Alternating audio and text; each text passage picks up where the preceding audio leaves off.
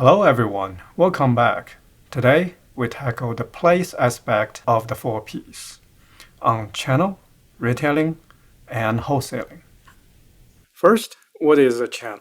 We are fairly familiar with the concept of supply chain, where companies get materials, they use the materials to build different products. So that's supply chain. Channel is the part that moves goods or services after supply chain or after the products have been manufactured. Usually in marketing, when we talk about a channel, we're talking about the components that move the products from the manufacturer to the retailer and eventually to the consumers. For example, a car is manufactured by the automaker, sent to dealerships, and then from dealership sold to consumers. So the next question is, what is the role of a channel in moving goods into the hands of consumers? Well, the advantage of having a channel is more obvious when we look at a market structure like this. So here we have two different markets. On the left, we have 5 sellers and 5 buyers. On the right, we have, again, 5 sellers and 5 buyers. The question now is, these two markets have different channel structures. Let's say for the channel on the left, the sellers are selling directly to the buyers without anything in between. So in that case, how many transactions are needed for this market to be fully established? That is, for every single seller to be able to sell to every single buyer. Well, the solution is simple. We need to connect every seller to every buyer. And since we have 5 buyers and 5 sellers, the total number of connections to establish this market is 5 times 5. That is 25 connections. The downside of a market like this, as you can see, is it is extremely costly for the market to be fully functional because each seller needs to develop 5 different relationships to sell the products. Now, let's look at a slightly different market structure on the right. So the difference is I have introduced an intermediary into the market, a third party between the buyers and the sellers. Once we have the orange box in the middle, the sellers and the buyers, they can congregate in this orange box market. And now, how many connections do we need for this market to be functional? Well, all we need is each seller to come to this market and each buyer to come to this market. Then the market on the right would be fully functional. So as you can see, the advantage here is for the market on the right, you only need 5 plus 5, 10 connections for this market to be fully functional. That is, for every seller to be able to sell to every buyer. So this is, by and large, the main advantage of having efficient channels. Can you think of some examples of the market on the right? Well, I'm sure many of you, given the reminder from the previous slide, have thought about Craigslist or eBay. Those are great examples. And in addition, in today's Amazon's third-party seller marketplace, it's similar. And if you think further beyond physical products, if you consider services, Uber, Airbnb, all these business models, they are the intermediary. As we call them, two-sided markets. So they are the intermediary to set up the connection between the sellers and the buyers. So very often in a channel, you would have multiple retailers to sell the same products. And unavoidably, when we have different selling bodies in the markets, they tend to generate various conflicts. Here are a couple of interesting stories. The first story is about Chantel. This is a local company in Houston. So Chantel sells various kitchen products.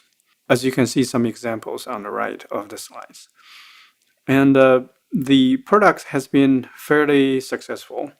The starting of Chantel by Mrs. Chantel was decades ago. Her family immigrated from Europe and they start to sell these products at trade shows. So the way this business goes is the small manufacturers, appliance manufacturers, they would go to trade shows, and at the trade shows, they may be able to build connections with various retailers so that they can sell their products with the retailers. And the retailers, as part of the channel, will help them putting the products into the consumer's hands. So Mrs. Chantel went to this trade show. This was one of her early tangles. So she was there, and she spent 2 days. Almost nobody talked to her.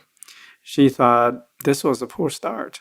And what she didn't know was at a trade show like this, usually the retailers would talk to established clients on the first 2 days, and then on the third day, they would start to explore new suppliers or manufacturers. So on the third day, people finally started to talk to her. So there was an old gentleman who came up and examined her products and showed a lot of interest in her products. And his name was Mr. Williams. It turns out Mr. Williams was as Williams and Sonoma Williams. As William and Sonoma started to carry Chantel's products, their businesses picked up greatly. And it was selling well. They have been very, very successful. And so successful that at one point, Costco went to talk to Chantel, asking them, would Chantel be willing to sell their products in Costco?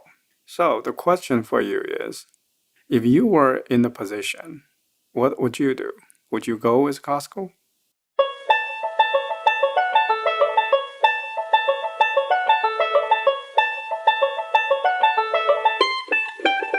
Welcome back. Well, so the interesting thing is Mrs. Chantel actually turned down the offer from Costco. And her main concern was one that in marketing we have emphasized very often about branding. Her thinking process was, well, why would Costco would want to sell our products? It is because our products are popular at Williams and Sonoma. And because of that, our products have been perceived as a premier brand. Now, if I go with Costco, with the volume that Costco is pushing, it's a good thing. But in the meantime, I'll have to lower the price to sell at Costco. And if I lower my price at Costco, then Williams Sonoma would not be happy. And they could potentially drop Chantel from Williams Sonoma. And if Williams Sonoma drops Chantel, then Costco also would have less reason to carry Chantel. Then at the end of the day, it is a losing position if you are forward-looking enough. Those are some very strategic thinking out there. This also gives us an overview of how channel conflicts happen. When a manufacturer has multiple retailers, and these retailers would unavoidably have some kind of conflicts. So in this case, potentially the signaling value of how premium the brand is, or the different pricing levels that you charge at different retailers would both play a role. So in this story, Chantel chose to resolve the channel conflict by not selling at one of the major retailers. I'll leave this thinking to you. Do you have any way to potentially sell both at Costco and Williams Sonoma without causing brand damage to Chantel? Our second example of channel conflict is Famous Amos. Wally Amos here in the middle.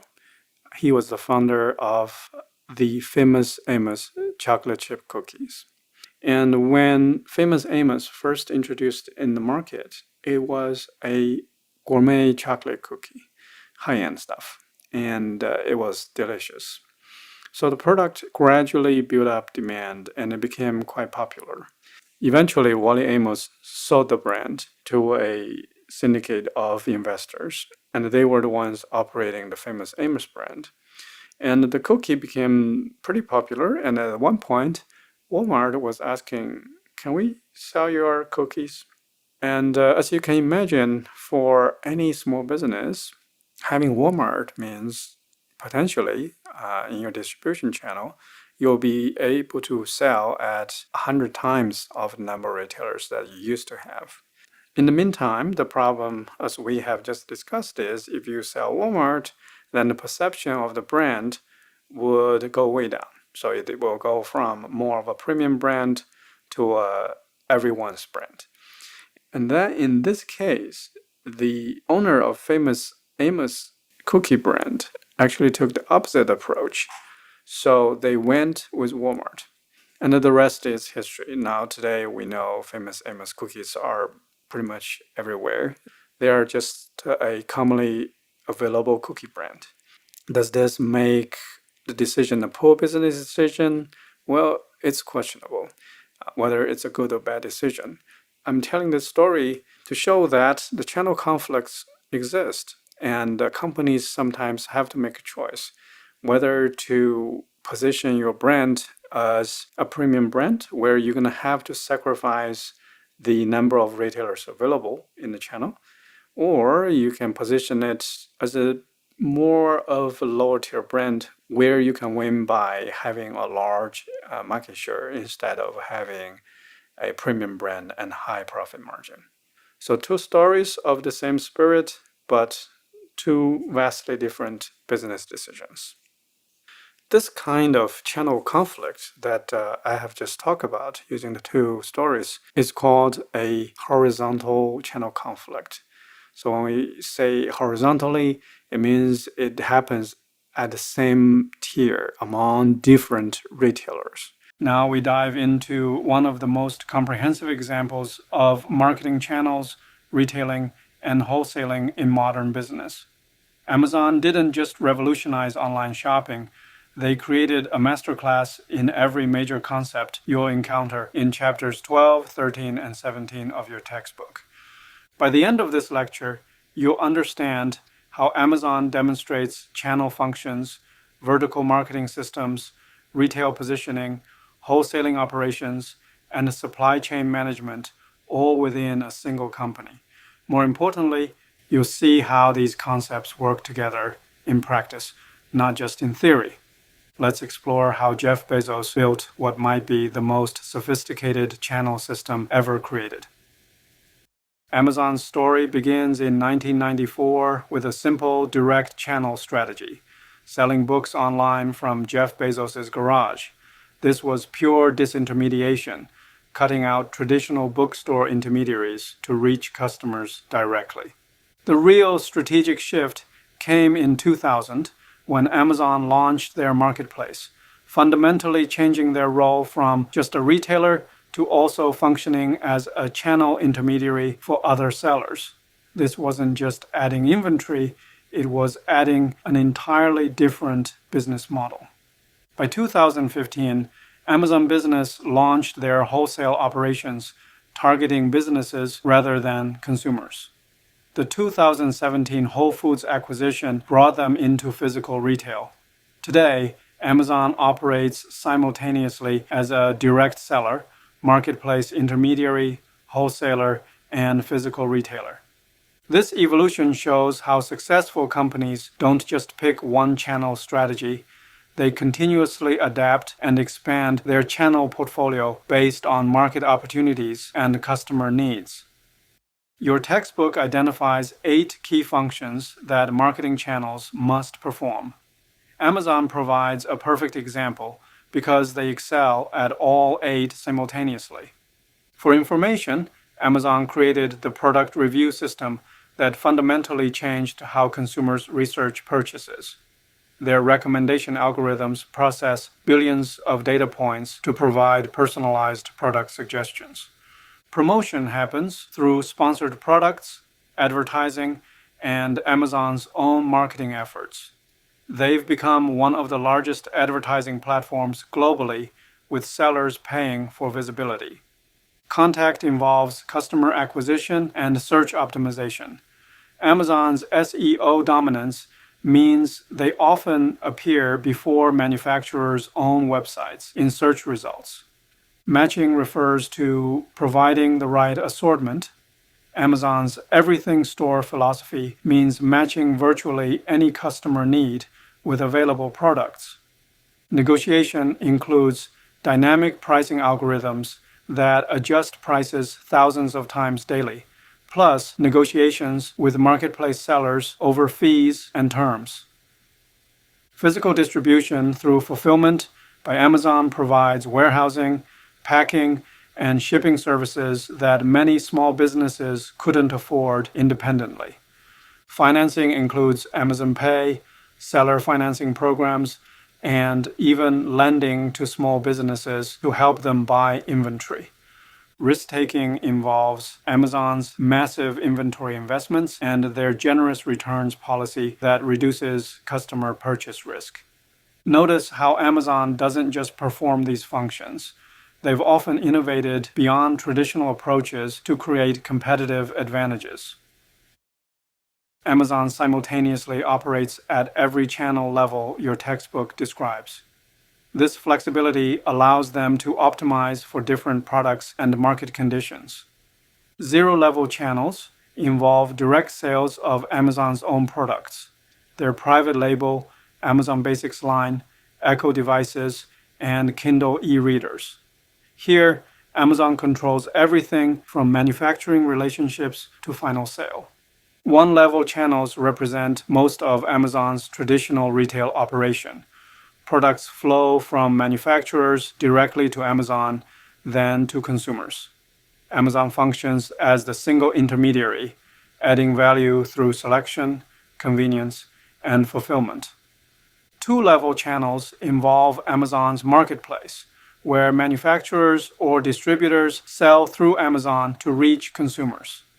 Amazon provides the platform and often fulfillment, but they're not taking ownership of inventory.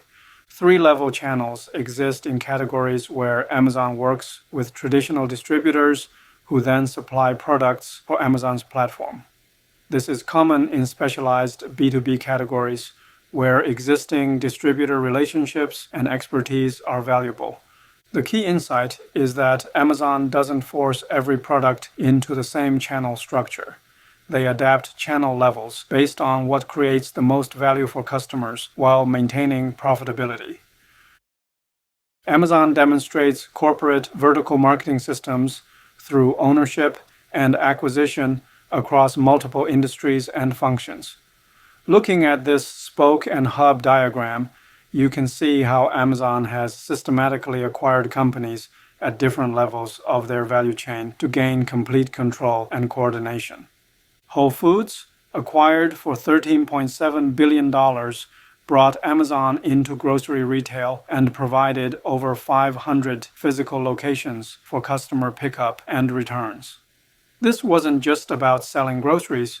It gave Amazon a nationwide network of physical touchpoints. Zappos gave them footwear expertise, established brand relationships, and a customer service culture that Amazon adapted across their operations. Ring provided smart home technology and installation services, creating an integrated ecosystem with Alexa devices. The MGM acquisition added content creation capabilities for Prime Video, allowing Amazon to control everything from content production to streaming delivery. Their private label strategy represents vertical integration into manufacturing relationships. Amazon Basics products, from cables to furniture to vitamins, are designed, sourced, manufactured, and sold entirely within Amazon's controlled system. Amazon Fresh demonstrates how they've vertically integrated grocery operations, controlling everything from supplier relationships through delivery to your door. Their own delivery trucks, warehouses, and fulfillment centers create a completely owned logistics network. Amazon Web Services might seem unrelated, but it's actually central to their vertical integration strategy. By controlling their own technology infrastructure, they optimize performance and costs in ways competitors relying on third-party services cannot match. The Alexa and Echo ecosystem shows complete vertical integration. Amazon designed the hardware, created the voice recognition software, built cloud infrastructure, and controls the entire customer experience from activation through daily use. This corporate VMS approach gives Amazon end-to-end control over customer experience, costs, and quality. When you order a Kindle, read content, store files in the cloud, ask Alexa a question, and get customer service, you're interacting with a completely integrated system under Amazon's unified control. Amazon also demonstrates administered vertical marketing systems through market power rather than ownership. With over 300 million active customer accounts, Amazon can influence supplier and seller behavior without owning those companies. Fulfillment by Amazon is a perfect example. Third-party sellers adopt Amazon's logistics standards, packaging requirements, and performance metrics not because Amazon owns them, but because access to prime customers requires FBA participation. The buy box algorithm gives Amazon enormous power over marketplace sellers. Since most customers click the buy box rather than comparing sellers, Amazon can essentially determine which seller gets the sale. This forces sellers to comply with Amazon's pricing and performance expectations. Amazon's advertising platform creates another layer of administered control. Sellers who want visibility must participate in sponsored product campaigns, giving Amazon revenue and data while influencing seller behavior. Notice how Amazon uses customer relationships and platform control to coordinate channel behavior across thousands of independent sellers. This is administered VMS at massive scale, coordination through market power rather than ownership contracts. Amazon demonstrates all three distribution intensity strategies simultaneously across different product categories and geographic markets. Intensive distribution applies to everyday consumer products, batteries, phone chargers, basic household items. Amazon makes these available everywhere on their platform with fast shipping options. The goal is maximum market coverage and convenience. Selective distribution appears in Amazon's choice selections and exclusive brand partnerships. Not every seller can achieve Amazon's choice status. It requires meeting specific performance and quality standards. This creates selective availability that benefits both Amazon and qualifying sellers. Exclusive distribution happens with Amazon's private label products and Prime exclusive deals. Echo devices, Fire tablets, and many Amazon Basics products are only available through Amazon. This exclusivity drives customer loyalty and platform dependency. Geographically, Amazon also varies distribution intensity.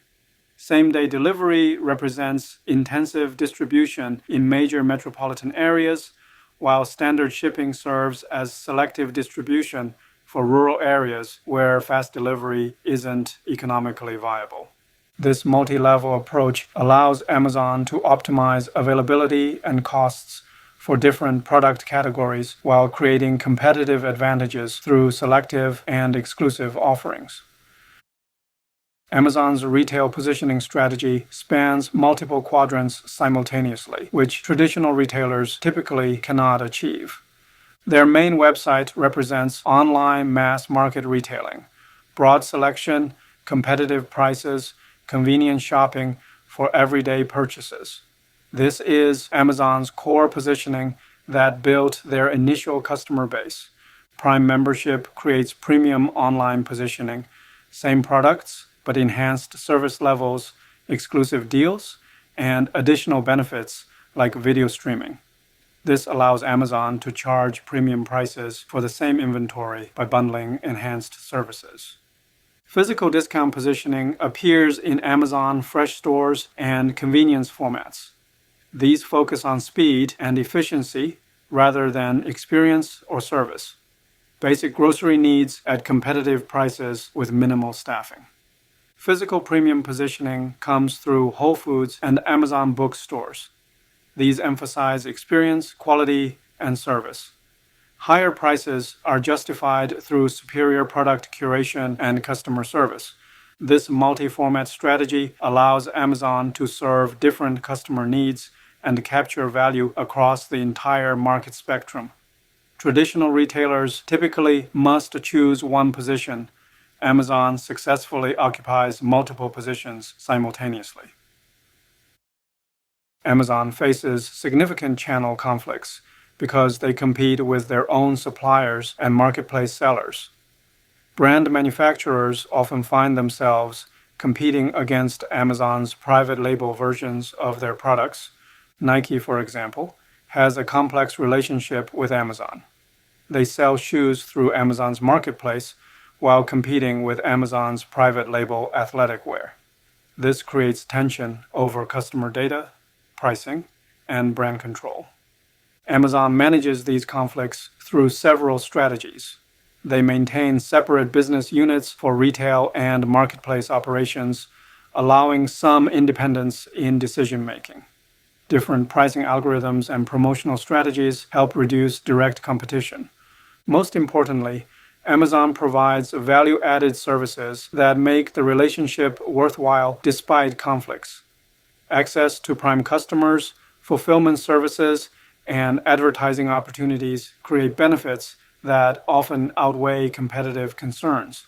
However, some brands have chosen to reduce or eliminate their Amazon presence due to these conflicts. Apple, for years, limited their Amazon relationship to avoid channel conflicts with their own retail stores and authorized resellers. The key lesson is that channel power allows conflict management, but it doesn't eliminate conflicts. Strong channel leaders must continuously balance their own interests with partner relationships. Amazon Business, launched in 2015, demonstrates how the same company can successfully operate in both B2C retail and B2B wholesale markets using the same basic platform with targeted modifications. Now generating over $35 billion annually, Amazon Business provides traditional wholesale functions adapted for the digital age. Bulk pricing automatically applies based on order quantities. Business-only product selections include industrial supplies, office furniture, and specialized equipment not available to consumer customers.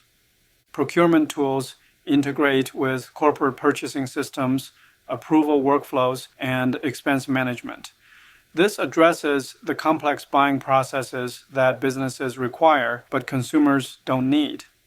The target market ranges from small businesses needing office supplies to large enterprises requiring industrial equipment. Amazon Business competes directly with traditional distributors like Grainger, Fastenal, and regional supply companies. The brilliance of this strategy is leveraging existing fulfillment infrastructure and customer service capabilities while adapting the interface and pricing for business customers. Same warehouses, same trucks, same basic operations, but different customer experience and pricing structures. This shows how companies can expand into wholesaling without building entirely separate operations if they design their systems with sufficient flexibility. Amazon's physical distribution network represents perhaps the most sophisticated logistics system ever built by a single company. Over 1,000 fulfillment centers globally provide the foundation for their competitive advantage. Last-mile delivery innovations include Amazon delivery trucks, partnerships with independent drivers, delivery lockers in apartment buildings, and experimental drone delivery programs. Each solution addresses different cost and speed requirements. Speed differentiation through same-day, next-day, and two-day prime delivery creates customer loyalty while allowing premium pricing. Customers pay more for speed, which helps offset higher logistics costs. Technology integration includes warehouse robotics, AI-powered routing algorithms, and predictive shipping that moves products closer to customers before they're actually ordered. This predictive approach reduces delivery times and costs. The competitive advantage comes from treating logistics as a core competency rather than a necessary cost. While competitors view fulfillment as an expense to minimize, Amazon views it as a service to optimize and a barrier to entry for competitors. This approach transforms physical distribution from a cost center into a profit center and competitive moat. Amazon's omnichannel strategy extends far beyond simple online to offline integration. They've created an ecosystem where every touchpoint reinforces the others. Online touchpoints include the main website, mobile app, and voice ordering through Alexa devices. Each interface shares the same customer data, preferences, and purchase history. Physical touchpoints include Whole Foods stores, Amazon Books locations, pickup lockers, and delivery services. Your online account works seamlessly at any physical location. Service integration through Prime Video, Amazon Music, and cloud storage creates additional reasons to maintain Amazon relationships beyond shopping. These services generate data that improves shopping recommendations and increases switching costs. The integration goes deeper than shared login credentials.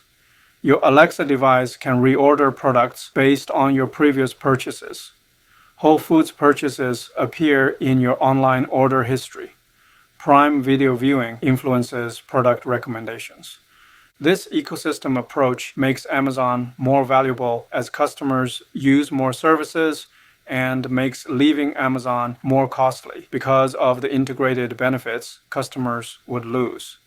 Traditional retailers struggle to replicate this because they lack Amazon's breadth of services and technical integration capabilities.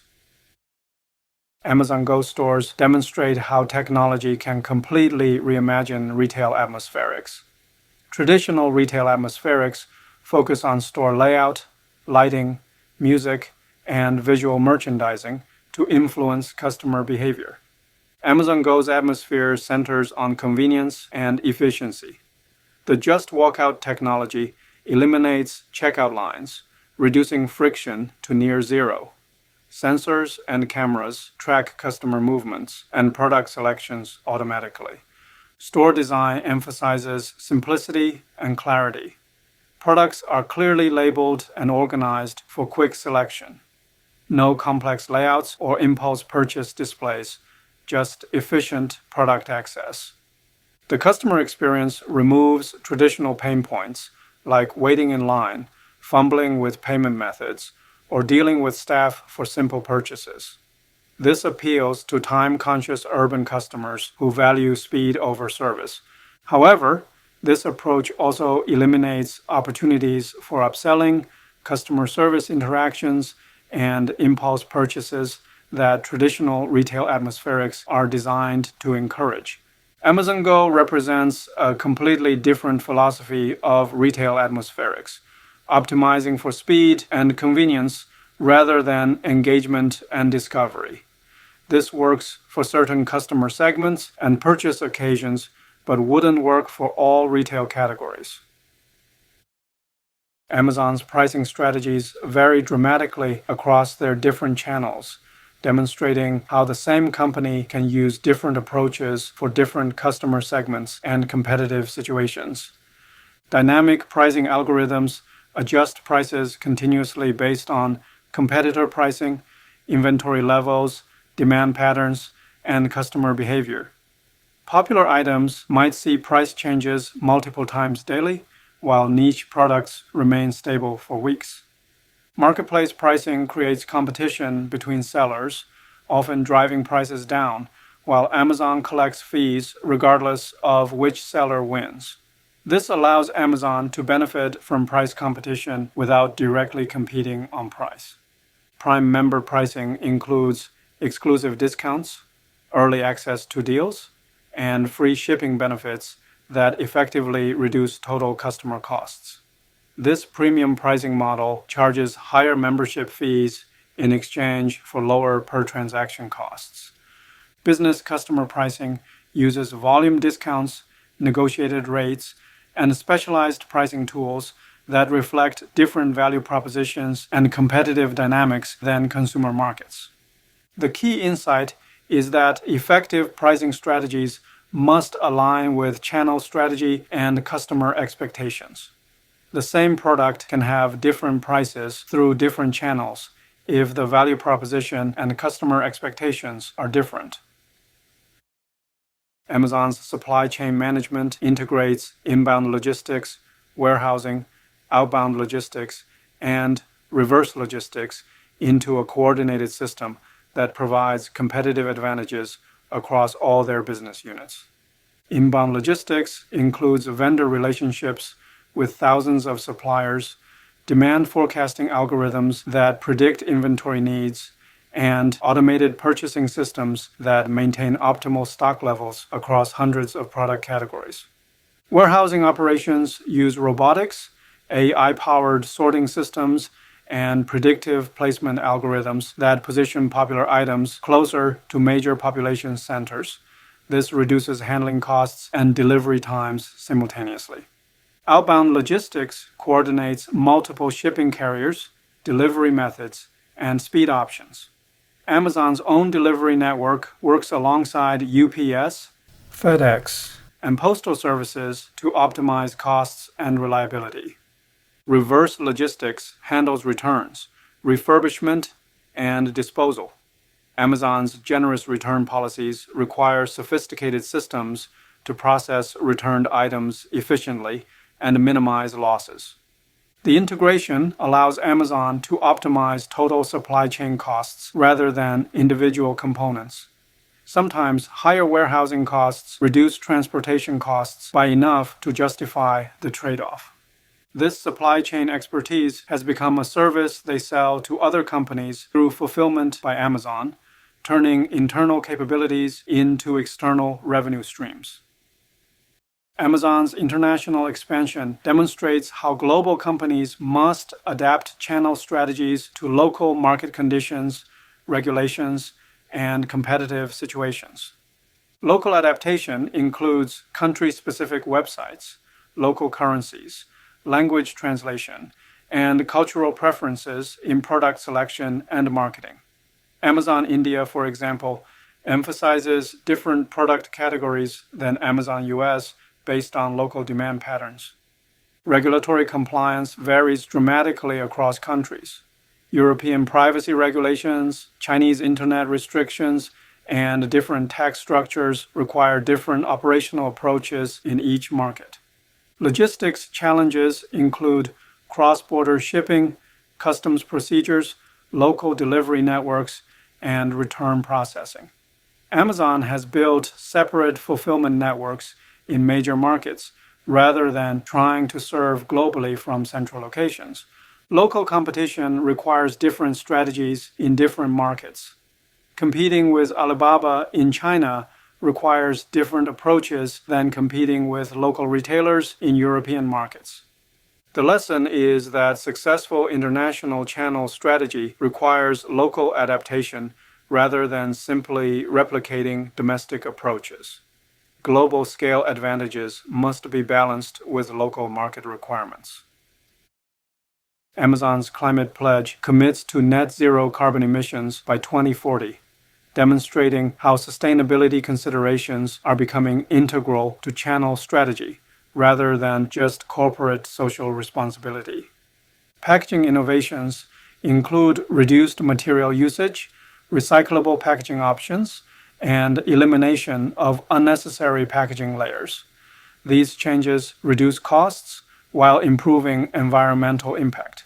Transportation sustainability includes electric delivery vehicles, route optimization to reduce miles driven, and consolidated shipping to reduce per-item carbon footprint.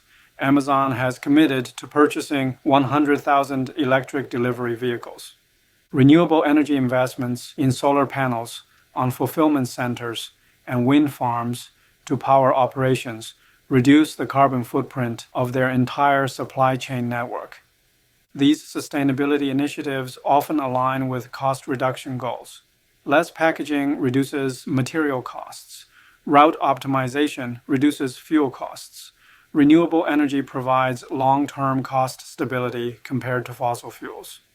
The competitive advantage comes from customer preference for sustainable options and potential regulatory requirements that may favor companies with lower environmental impact.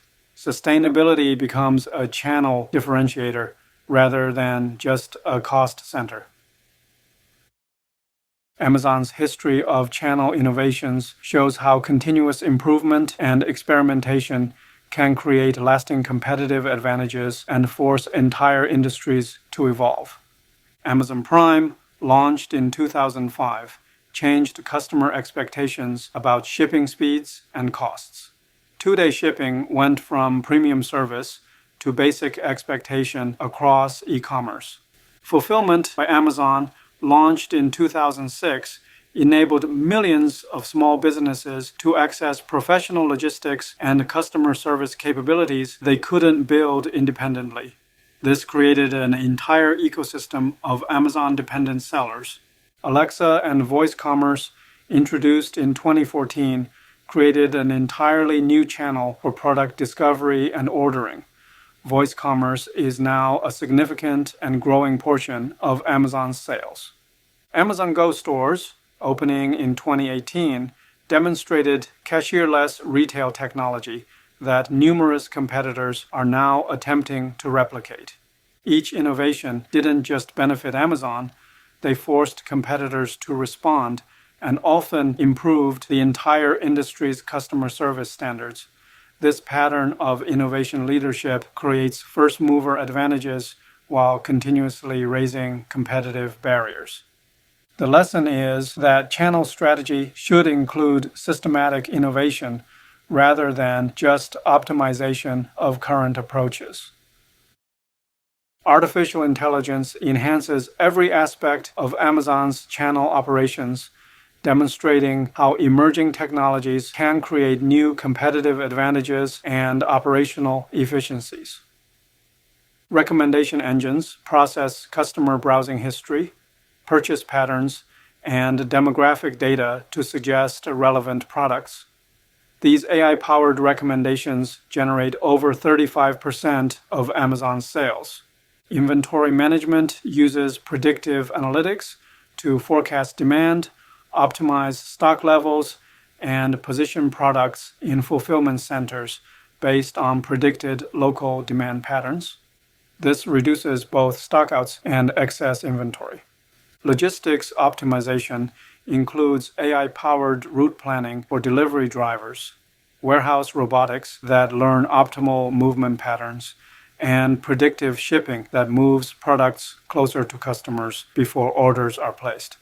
Customer service automation handles routine inquiries through chatbots, automates return processing based on customer history and product characteristics, and escalates complex issues to human representatives with relevant context and suggested solutions.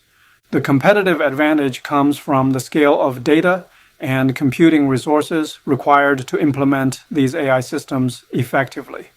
Smaller competitors cannot match Amazon's investment in AI capabilities or access to the data needed to train effective algorithms.